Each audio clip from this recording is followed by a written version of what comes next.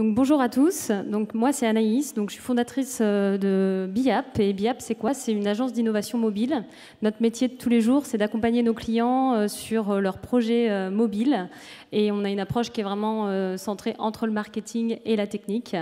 Et donc, aujourd'hui, je vais vous parler d'adoption rapide de vos produits mobiles et de comment on fait pour finalement créer une application ou un projet mobile qui soit rapidement adopté par ses utilisateurs. Donc déjà, je vais repartir d'un constat qui est qu'aujourd'hui, il y a quand même sur mobile une difficulté de l'adoption d'une app, voilà, avec deux chiffres qui nous parlent, qui sont qu'on a 70% des mobinautes qui suppriment dès la première utilisation une application parce qu'ils la jugent décevante. Et le deuxième chiffre qui est important, c'est qu'il y a 60% qui téléchargent une application et qui après partent sur, du coup, une application concurrente parce qu'ils ont une mauvaise expérience. Ça, voilà. Pourquoi, en fait, finalement, on a du mal à faire adopter nos innovations et nos produits mobiles. Bon, les utilisateurs mobiles sont exigeants. Je pense qu'on l'a entendu dans les conférences ce matin. Et finalement, souvent, ce qui ne va pas, ce qui remonte, c'est la proposition de valeur ou la proposition de votre service qui va soit pas être assez claire ou pas assez engageante pour l'utilisateur. On retrouve aussi en deuxième point vraiment le design et la performance du produit. Aujourd'hui, un mobinaute, il va être aussi bien exigeant sur la technique que sur l'expérience. On retrouve en troisième point tout ce qui va être stockage et confidentialité des données. C'est un point qui est, même si ça reste un business model intéressant pour nous, éditeurs, c'est un point qui est important pour les utilisateurs. Les utilisateurs, ils attendent aussi une communication omnicanale présente et instantanée. On attend beaucoup d'instantanéité, on consomme vraiment sur mobile de manière rapide et on va plusieurs fois solliciter nos smartphones. Et puis aussi, on a une petite part, on va dire, du refus d'adoption qui est dû à des utilisateurs qui sont insaisissables de nouveautés et finalement qui consomment de l'application à outrance et qui switchent d'un produit à un autre. Donc là, on ne va pas pouvoir beaucoup travailler dessus. Voilà. Je rappelle vite fait la courbe de l'adoption d'une application mobile voilà, et l'exigence quelque part des mobinautes. Votre appli, elle est disponible sur le store. Vous avez bossé dessus pendant 6 mois, 1 an. C'était long, c'était intense. Et du coup, dès la première ouverture, votre utilisateur, il va la juger tout de suite. Et soit son expérience va être bonne et il va l'utiliser, mais il va encore être exigeant dans son utilisation finalement parce que s'il n'est pas sollicité par l'appli et si du coup finalement il ne va pas l'utiliser, il va quand même la supprimer. Mais s'il est engagé, il fera les mises à jour. Si mauvaise expérience, suppression de l'application et du coup finalement perte de l'utilisateur. On n'oublie pas finalement qu'un utilisateur mobile, un mobinaute, c'est pas un utilisateur c'est un utilisateur qui est un peu différent d'Internet. C'est un utilisateur qui est ultra engagé avec la marque puisqu'il accepte d'installer une appli qu'il va utiliser de manière récurrente et où il va vouloir être sollicité par la marque. Donc on est sur un engagement ultra fidèle, d'où l'exigence. Voilà. Et globalement, du coup, finalement, quand on commence, nous, ce qu'on constate, c'est que quand on commence un projet, généralement, c'est ce qui se passe. Voilà, l'éditeur va avoir fait son choix sur des fonctionnalités, ou du coup, il va avoir des orientations de la direction, ou il va faire une analyse de ce que fait la concurrence, puis il va faire son cahier des charges, et puis il va y avoir un design des fonctionnalités, un développement, des tests techniques, et que là qu'on lance. Voilà. Et donc je ne sais pas si certains d'entre vous se reconnaissent dans ce processus.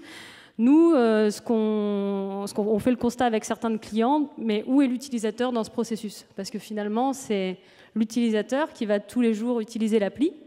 C'est l'utilisateur qu'on va solliciter, c'est l'utilisateur qu'on veut faire revenir. C'est un peu la personne qui va faire que votre appli, elle va avoir un succès ou non. Donc nous, en fait, on a... chez nous, on a une méthode simple pour travailler sur un parcours UX. Alors, UX, nous, on trouve que c'est souvent, c'est pas très clair pour nos clients parce que ça veut tout dire et rien dire, l'UX. Alors, du coup, il y a beaucoup de designers qui disent on est des designers UX. Et finalement, l'UX, c'est juste des méthodes simples pour bien concevoir et imaginer un produit et pour qu'il soit centré sur les utilisateurs. Donc, nous, on a un parcours simple qu'on fait chez nous avec nos clients en amont de projet qui peut être complètement différent. C'est on va s'inspirer, c'est-à-dire on va se nourrir de l'existant. 2, on va s'immerger, c'est-à-dire qu'on va faire preuve d'empathie, on va se mettre à la place de l'utilisateur sur certaines techniques.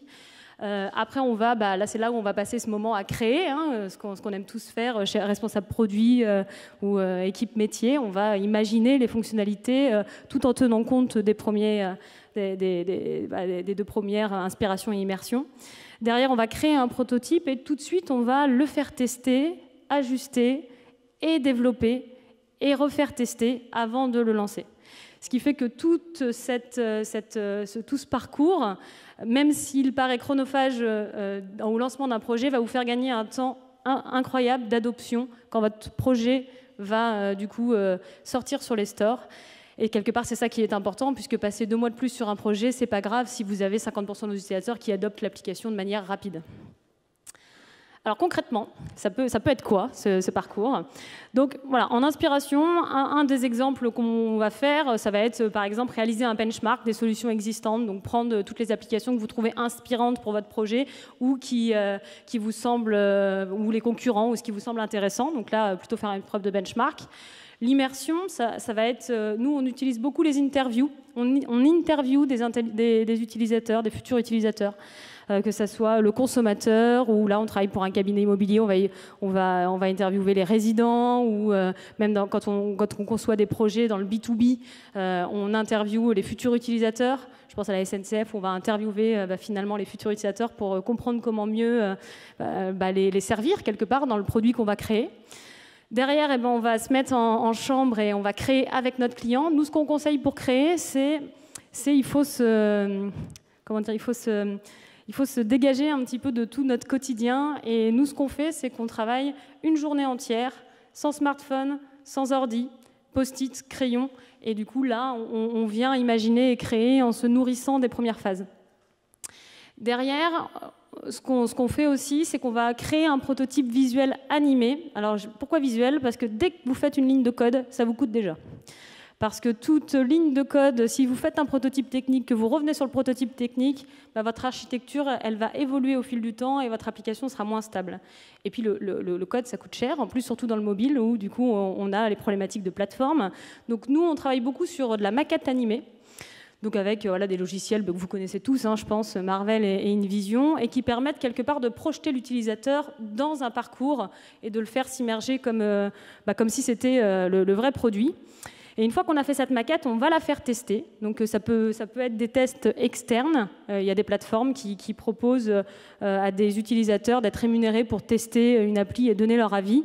Donc c'est le cas de Fairpection et Testapic, mais ça peut être aussi des tests qu'on anime ou que nos clients animent, où là on va plutôt avoir une approche questionnaire. Donc nous on sert de SurveyMonkey et on va animer dans les bureaux des entreprises ou du coup en groupe testeur une session de test pour recueillir le meilleur des utilisateurs, ce qui va pas dans ce qu'on a imaginé, dans ce qu'on a créé.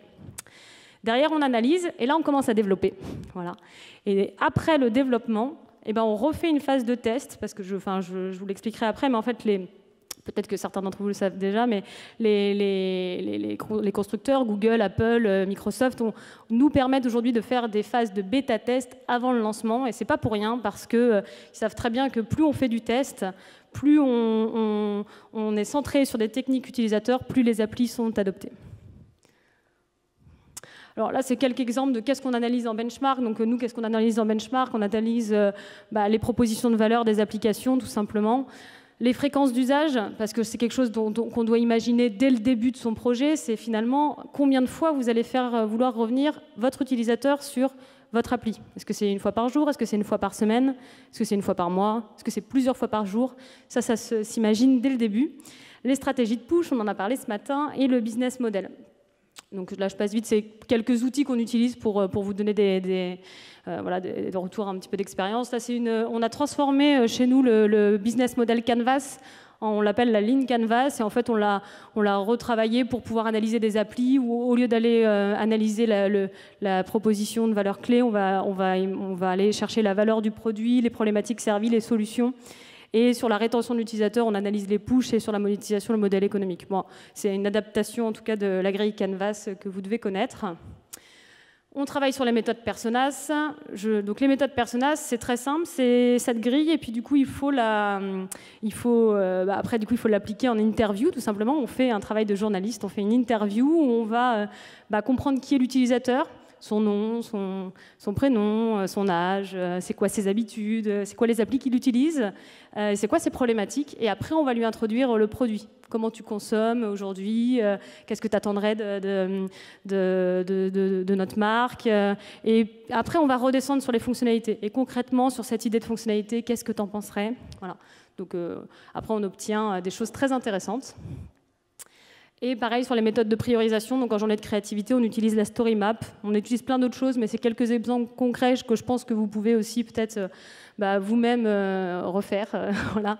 Donc la story map, c'est une manière de prioriser entre qu'est-ce qui est le plus important pour l'utilisateur de ce qui est le moins important, c'est-à-dire de qu'est-ce qui est du confort. Parce qu'il y a un autre devise qu'on a et qu'on fait tous, start-up et grands comptes compris, c'est que quand on travaille sur un projet, on veut tout mettre dedans. On a du mal à se centrer sur c'est quoi l'essentiel.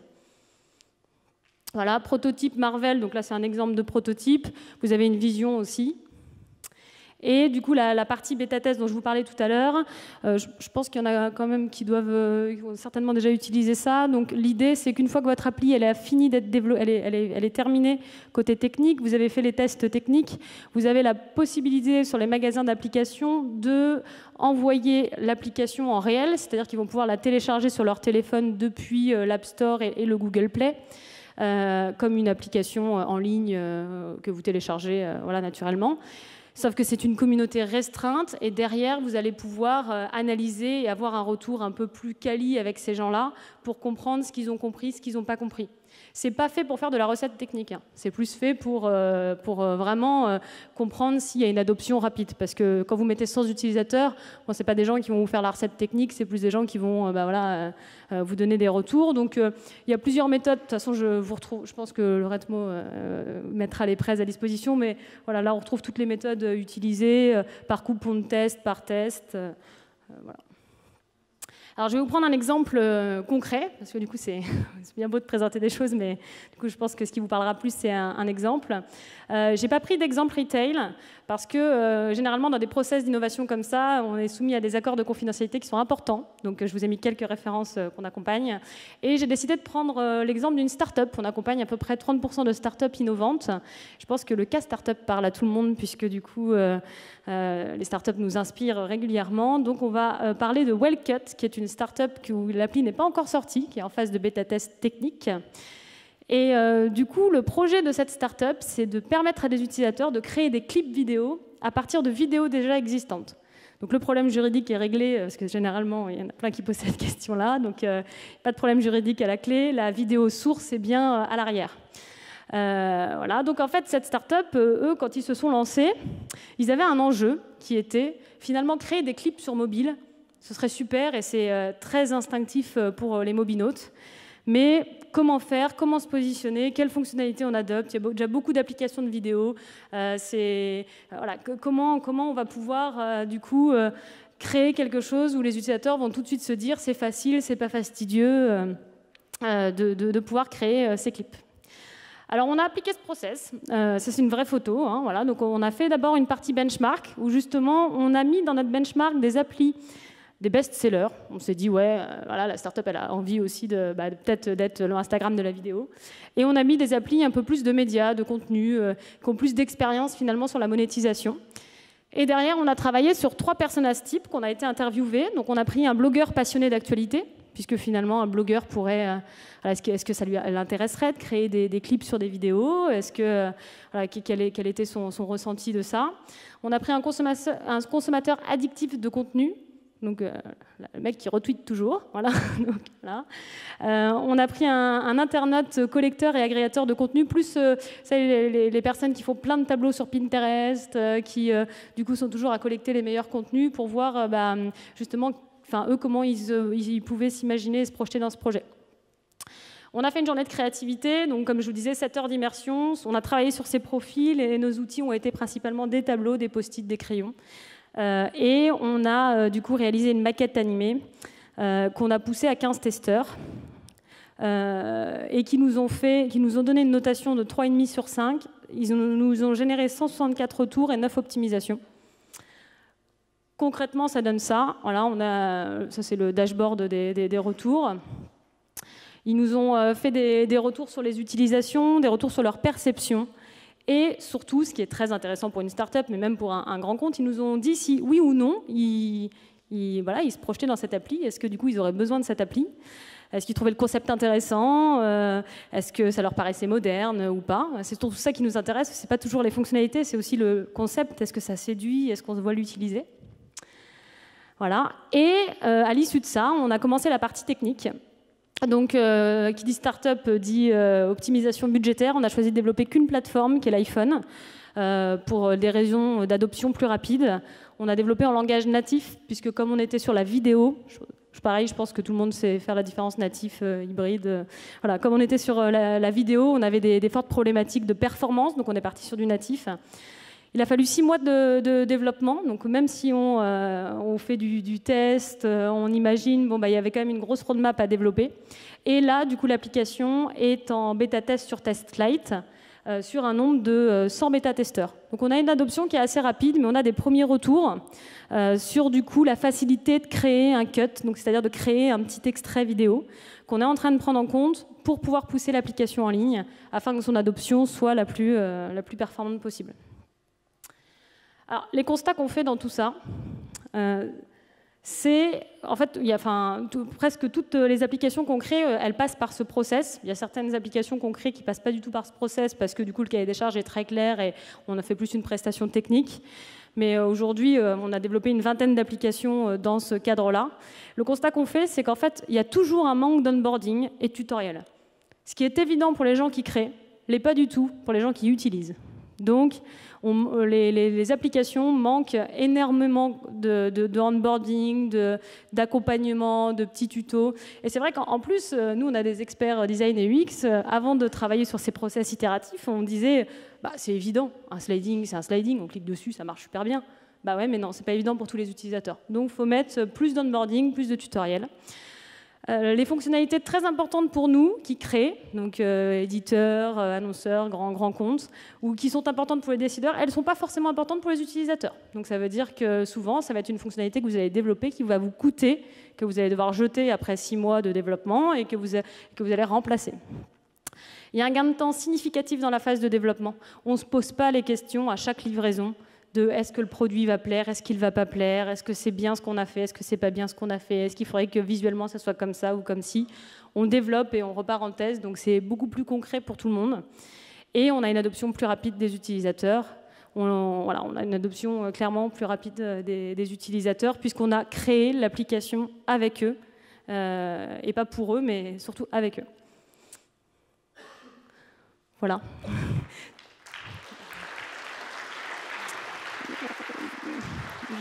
Juste pour terminer, on est deux, donc il y a Othman et moi, on est à Nantes et à Paris.